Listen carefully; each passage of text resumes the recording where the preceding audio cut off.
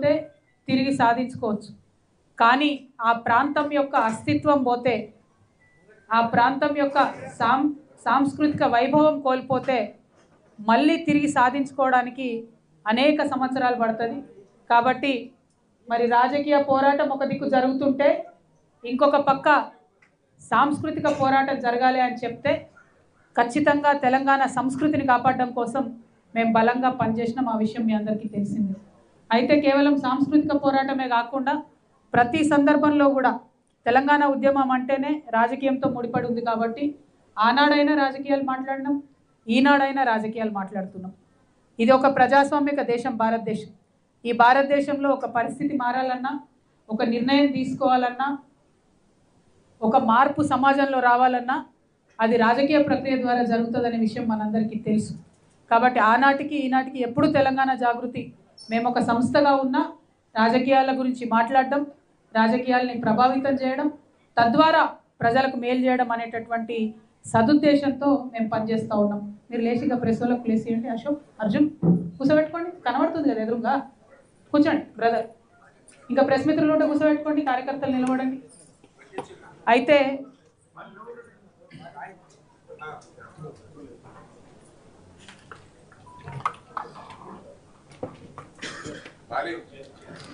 అందరు నిలబడి చూస్తారా? నేను వేయాలి నా కుర్చీలింగా. సన్నిబాబు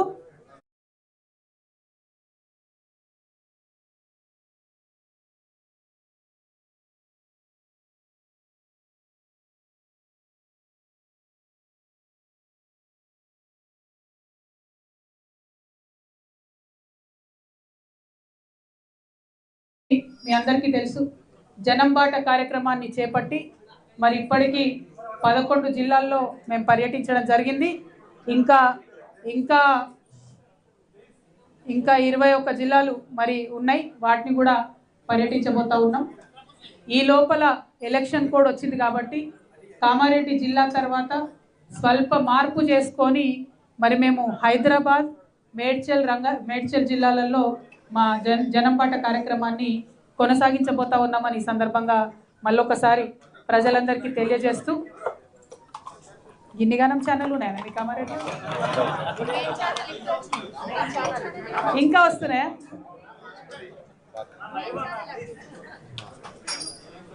సన్నీ ఇంకో 2-3 హెల్ప్ తీసుకోండి, చైర్లు వేసుకో. 5-6 నిలబడరు,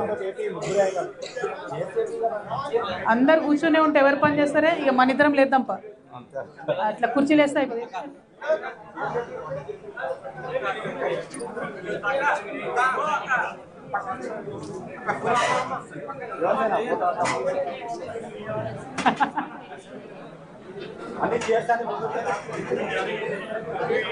ఉండండి వాళ్ళు పిలిచిన వాళ్ళు చుట్టాలు వాళ్ళని తీసేస్తట్లనే మనం ఇన్విటేషన్ ఇస్తూ వచ్చారు పాపం వాళ్ళు.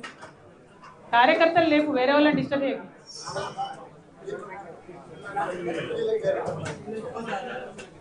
ఏ బాలే సంపతన్న, మీ వ్యవహారం బాలే అసలు కామారెడ్డి వాళ్ళు. కూసో ఇక నువ్వు కూసో, కానీ నెక్స్ట్ టైం అట్లా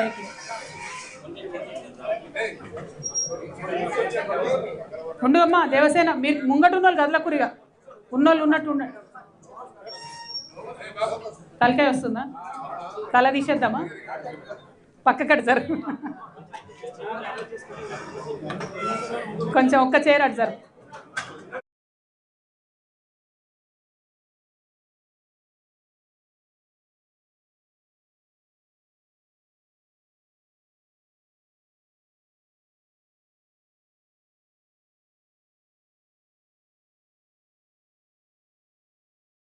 ఓకే, రిలాక్సింగ్ అయిపోయిందా? ఇంకొక చైర్కి అన్నకి ఇప్పుడు వచ్చింది, ఇంకొక చైర్ ఇవ్వండి బ్రదర్.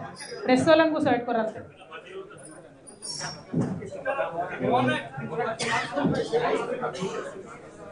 ఆ చైర్ అందుకో ముందుకు మోహన్, ఒకరికి ఏంటాడు ఇక కానీ పర్లేదు. ఓకే, ఇది మా తప్పు కాదు భయ్, మీ ప్రెస్ వాళ్ళదే. ఓకే, గోపాలన్న కూర్చో. ఇక ఈ అన్నెవరు? ఇటు వచ్చి కూర్చో. అయితే జాగృతి జనం బాట కార్యక్రమంలో భాగంగా మరి మేము కామారెడ్డికి రావడం జరిగింది.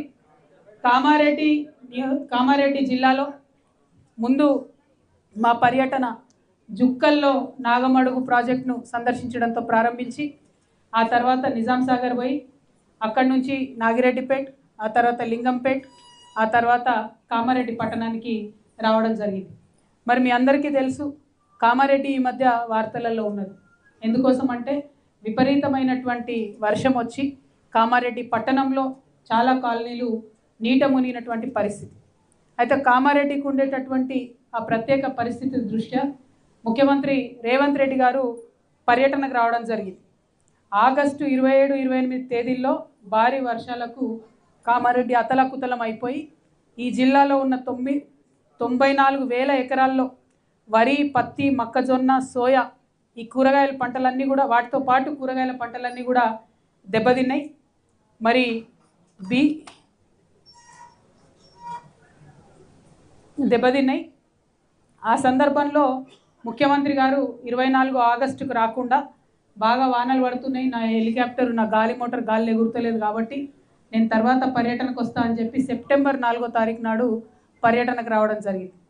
వచ్చి ఆయన అన్నీ తిరిగిపోయిండు, చూసుకొని ముఖ్యమంత్రి గారు అన్న మాటలు ఏంటంటే వరదల కారణంగా చనిపోయిన వారి కుటుంబాలకు 5 లక్షల రూపాయలు ఇస్తాం, పంటలు దెబ్బతిని ఇసుక మేటలు ఎక్కడైతే వేసినాయో వారందరికీ ప్రత్యేక సాయం అందిస్తాం, పశువులు చనిపోయిన వారిని ఆదుకుంటాం, ఇండ్లు కూలిపోయిన వారికి ఇందిరమ్మ ఇండ్లు ఇస్తాం, వరద సాయంపై మళ్ళీ 15 రోజుల్లో సమీక్ష చేసి మీ అందరికి అండగా ఉంటా అని ముఖ్యమంత్రి గారు ఆనాడు చెప్పడం జరిగింది.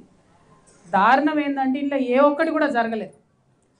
కేవలం ఒక 400 ఇండ్లకు 11,000 రూపాయలు తక్షణ సహాయం కింద అందించి బయటపడ్డారంటే ఇంతవరకు ప్రభుత్వం నుంచి ఎవరు కూడా వెనక్కి తిరిగి చూసిన పరిస్థితి లేదు.